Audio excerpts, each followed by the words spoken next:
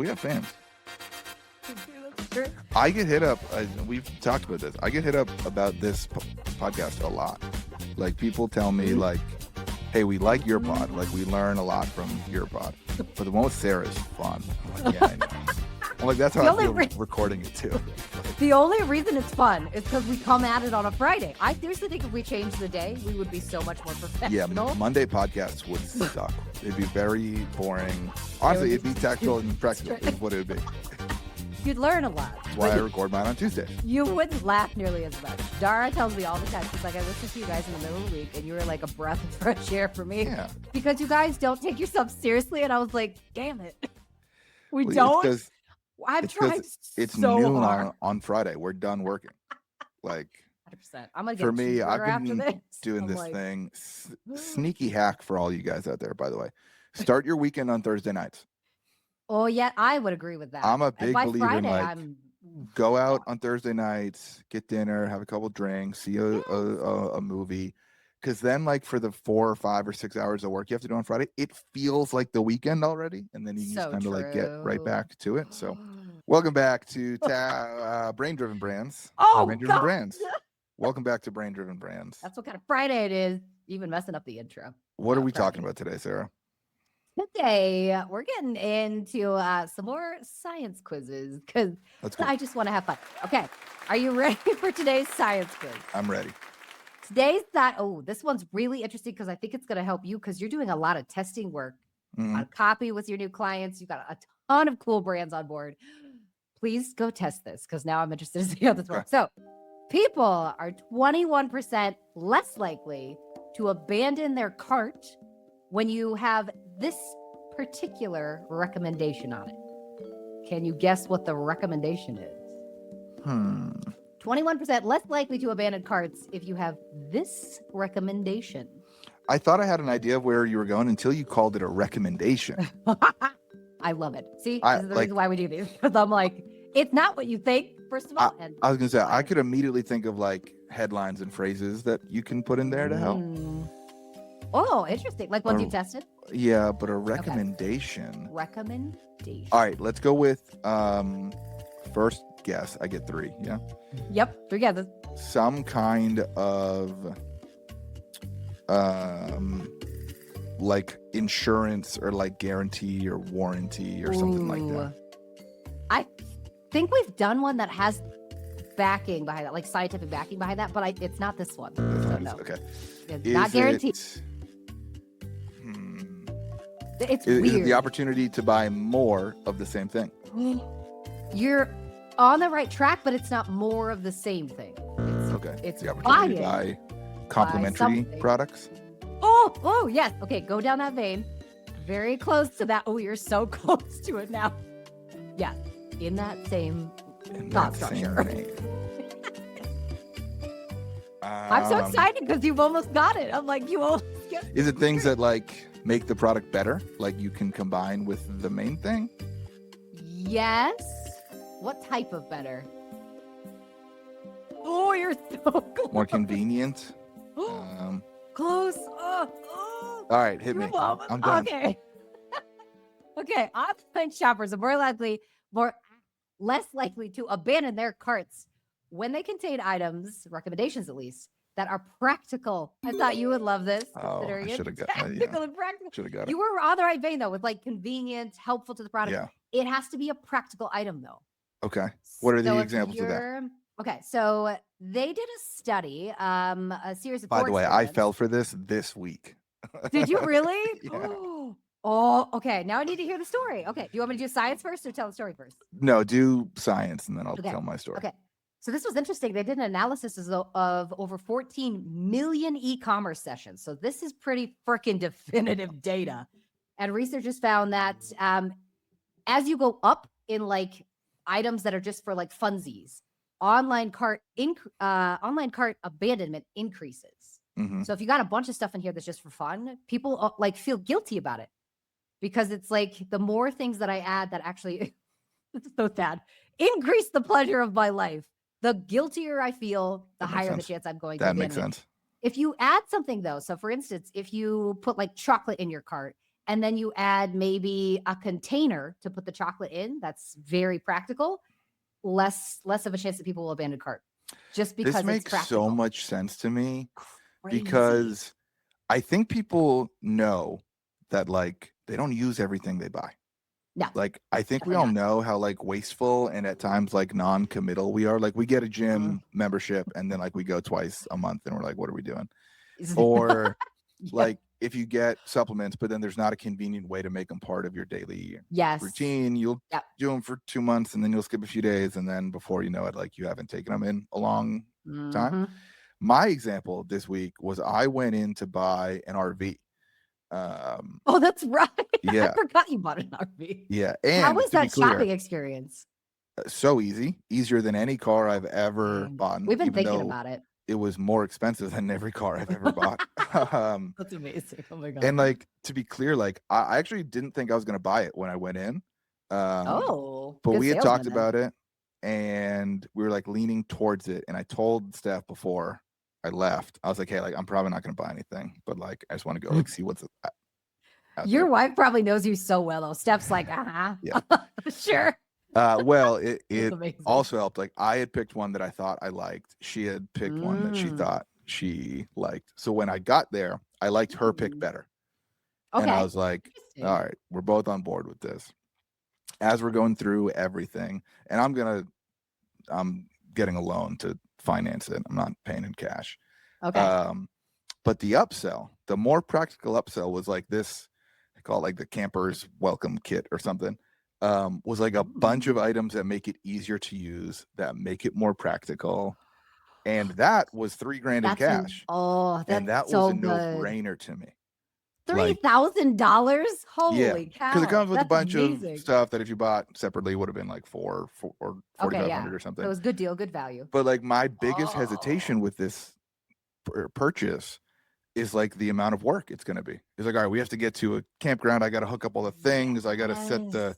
there's some like That's true. legs Time. that go Yeah. down to like stabilize it. Like it's a lot of work. Easy.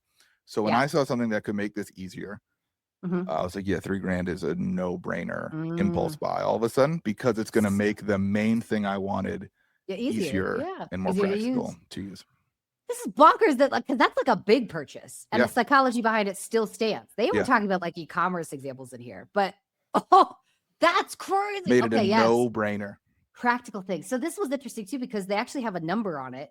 People felt 39.5% more guilty when the cart had 4 like pleasure-based items compared to none. Yeah. 4. Once you get up to 4 items in here that are just for funsies, 40% of these people were like too guilty, can't do it. That's like so interesting. bouncing. That's Yeah. the end of that. I'm shocked by this, honestly, because I think it makes all the sense in the world because mhm. like especially were they testing it on well like was the main item a fun thing? I'm pretty sure it was just because it sounds Okay. like they compared it to like the first item you bought is something like chocolate, right? It's just Okay. for fun. But adding things on top of it is what's changing the psychology behind it. I think it makes a So, ton of sense because like when you're shopping for the fun thing, you've already like mentally justified and rationalized it yes. to yourself before you buy of like, hey, I have a reason to buy this. The upsells, Yeah. you don't go through that process ahead of time because they're upsells. Like that's They're not what upsells. you You didn't were know they were going to thinking of. happen. So I think the upsells, in order to be super effective, need to be like, hey, no, this is not fun. You're not splurging. You're not indulging. You are just making now a smart, practical decision to yes. You're a smart person. make your life easier. Cause like that's what went through my head here was like spent 6 figures on a big RV. Like it's a crazy, like that's a fun purchase. I'm like, we're gonna tour the country. Life's gonna be awesome. Oh my God. And then to immediately realize like, oh, like there are some smart practical things that I could also add, even though it's going to cost me way more cash up front. Yes. Like So cash that I was not planning on spending at all. But like it's a no-brainer because of like, well, hey, no, I already justified the fun thing. Yep. So like I'm out of justification mode. And now I'm just into like, oh, let's be smart and practical. It's almost like sunk cost fallacy a little bit. Yeah. Like I think that plays a huge like role in this, the actually. reason that I'm going to spend thousands of dollars on practical upsells this week is not because I'm weighing the value of these individual items versus my money. I am weighing, it's like, hey, I already spent over $100,000 on this big fun thing to vacation in this year. I am comparing the $3,000 for these upsells to the cost of hating my vacation. Yes. And it's like, well, if I have to make a $3,000 or $6,000 or $10,000 bet that I enjoy my vacation more, and my vacation is more easy and more practical, then like no brainer. Otherwise, I just wasted $120,000 because I'm not going to get the full use out of the thing I bought already.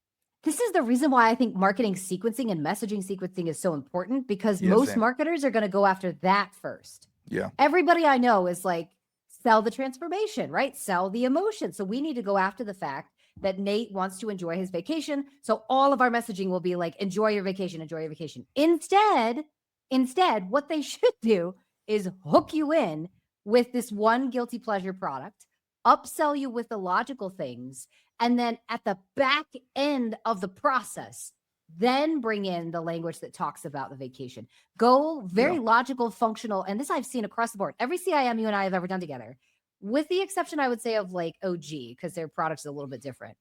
Every single one, the cold traffic audience really just wants, give me a freaking solution. Tell me what's in it, and then give it to me. That's it.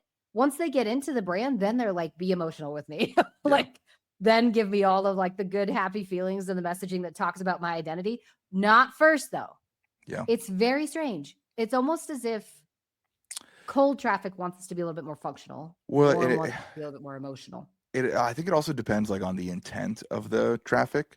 Cause like, I don't think I was in anyone's top of funnel for an RV. Like this was something like me and Steph decided we wanted to do. So like the fact that I'm walking into a dealer is like, yeah, that's technically cold traffic, but like high intent, motivated traffic. I would not have driven 15 miles to the RV dealership near me, taking time out of my day to go look at this if I wasn't serious. So yeah, like I was not sold on any like any reasons to buy the RV. The fact that I was there meant I wanted to.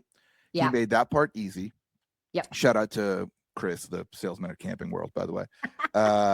He made the part of buying an RV easy. He showed me the few that I wanted to look at, explain the features, benefits, all that. And I was like, great, cool. And then once we got into all the upsells, he was like, well, how much time do you want to spend setting it up once you get to the campground? And that to me is worth the $10,000 I'm going to spend on upsells to shorten my workload from an hour to half an hour. Is like, yep, I'll do that. This is why I now I have to sit here and really think about like, how should we actually be messaging correctly? Because if technically, and I talked to somebody about this the other day, your landing page is technically your sales guy, right? Yep. Marketing brings them in, ads, organic, whatever. But the landing page is the sales guy, which is why I kind of love that you're doing kind of a bottoms up thing recently. Shout out to Nate and all of the stuff that he's creating currently. I am starting to kind of believe that maybe we do too much emotional work at the front of the funnel and not enough once we get into the actual buying process. That's kind of a bombshell from you. Yeah, tell me about it. It's like maybe don't quote me on that, people. This is literally just something I'm formulating. I think maybe we go too hard at trying to make an emotional connection. I think the point here is what you touched on earlier of like messaging sequence matters so much. Yes. Like I think about this, I think like dating and marriage is like always the best example of like on the first date, you do not need to get into like, hey, what do you want work-life balance to be when we have kids? Or like I have the example of like an ex of mine, the first date she told me that like she didn't want to take my last name if we ever got married. On the first date? And it's like, hey, that's a terrible thing to tell someone on the first date. That's like, amazing. Oh my God. That's wrong for so many reasons. And I was dumb. I dated her for like 4 months after that. But that's amazing. Oh my God. But like that was a totally wrong sequence. First date is for like, do we like hanging out? Are we laughing? Or is there, some things we can connect on? And then year 2 is like, all right, we got to figure out some like more in-depth life things. So yeah, I'm a big fan of like test messaging sequence.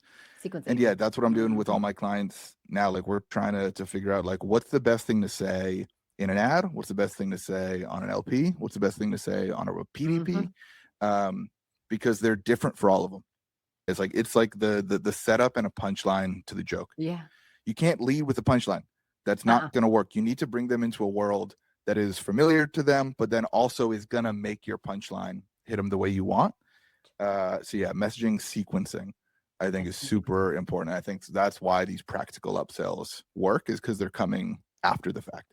If I walked into the dealership and he's like, do you want to spend $3,000 on some things that make your RV a little bit easier to use? I'd be like, I haven't even looked at them yet. What are we talking about? Yes, I have. Okay, so I have 2 follow-ups to this.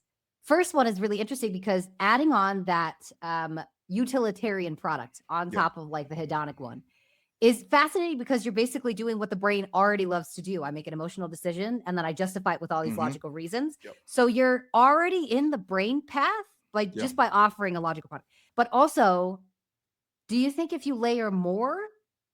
Where does the price break on it? Because for me, like, I know I'm going to pick up the RV after we record podcasts today. And I already know, like, I don't have the kit to tow my truck behind the RV, but I want it. I assume that's going to be a few thousand more dollars. And again, like that one, I'm not even thinking of, because like, well, we have to have a car once we get there. Like, you have to be able to drive around town and leave the RV at the campground. So like, of course, I'll pay a few grand now to tow the F-150 out there. Yeah. And then I know like they have a huge whole store there. I bet Steph is going to spend an extra $100 there too. Like, but again, all these purchases are not going to be filtered the way we usually filter purchases on. Like, I could very realistically see us spending 10 grand on like these practical accessories to make our fun thing better. Where like, if we were debating on a 10 grand purchase for something else, we'd think about it for months. Like, we don't spend money like that. Like, where like you're already in purchasing mode, so it kind of makes more sense. And again, it's because like the stuff we're buying now isn't the fun thing that we kind of feel guilty about. It's like, no, well, this is just going to make it a little bit better. We did this at OG. We sold a watch display box that held 3 or 5 watches as a upsell. Ooh, interesting. And it was like a $40 or $50 upsell on like a $300 watch. It's like not a crazy jump in price, but like pretty good. And yeah, I was like, all right, cool. You bought the fun thing. You bought the thing for you, the watch. But now it's like, hey, are you just going to throw it on your nightstand? It's going to get hit and pushed off and dented. You gotta have a place for it. Gotta have a spot for it. Oh my gosh. I love this. Okay, what other brands could do this? What could I do for shooting doubles? Well, that's what I'm trying to decide. So for things like supplements, for things like any sort of ingestible, it makes sense. You could just literally give them a container to put it in. A bottle. So, you could do like a daily bottle, or like Tupperware or something. It doesn't even matter. The nice part is that upsell with your logo on it, which is fantastic if you really want to do that. Or you could give them anything at all that would help them keep it organized or keep it fresh, whatever, right? For your particular brand, Shoot Doubles is interesting because you got hats. What's the practicality of a hat? Hat organizers, maybe? Yeah, I could do like hat racks made out of like whiskey barrel staves or something. Could be cool. It's something really, really nice. You could also do like hat cleaner, like hat spray. That'd be a really practical upgrade that's super cheap and very lightweight to ship. Yeah. So real easy, like $8 upgrade that just AOV up. So I think it'd be fascinating to do some tests this week and see if everybody adds just like something practical to the cart. And like, I'm immediately thinking of like, how can we frame our current upsells as more practical options? Yes. Even if the products like weren't designed that way from the beginning. Like we had some success with that at some supplement brands I've seen, where like the upsell product enhances the effectiveness of the main one you bought. Of like, hey, this is the core supplement and ingredients we brought you in on. This other ingredient helps with better absorption of that, or it also helps amplify whatever the benefit is. And I think if we used better language to describe it as like a more practical option, I think we could have a lot of success with it. Yep. Oh, 100%. Okay. This is good, people. Make your Go upsells test it. more practical, Make it more practical. more logical. Make them seem like this is not a fun, guilt-trippy purchase decision. This is just something that's like, hey, congrats, you got the main thing. This is just going to make your life a little bit better. Make it easier, convenient. I love it. Short and sweet, simple and easy, guys. Thanks so much for listening to Brain Driven Brands. If you guys want to work with Sarah, hit her up on Twitter. You can go to tetherinsights.io. And if you want to work with me, it's my first time plugging myself, I think, on this. I don't have a website or a funnel or anything set up. Hit me up on Twitter if you want some great copywriting and creative strategy work that makes you more money. Love it. Thank you so much for joining us on the show today. Appreciate you guys listening. If you want to follow me, I'm at Sarah Levinger. Anywhere you consume content, he is at Nate Lagos. If you like this show and if you like this episode, go ahead and like, subscribe, share with a friend. Drop us a review when you have a minute. We would appreciate it. Otherwise, have a great week. We'll see you next time.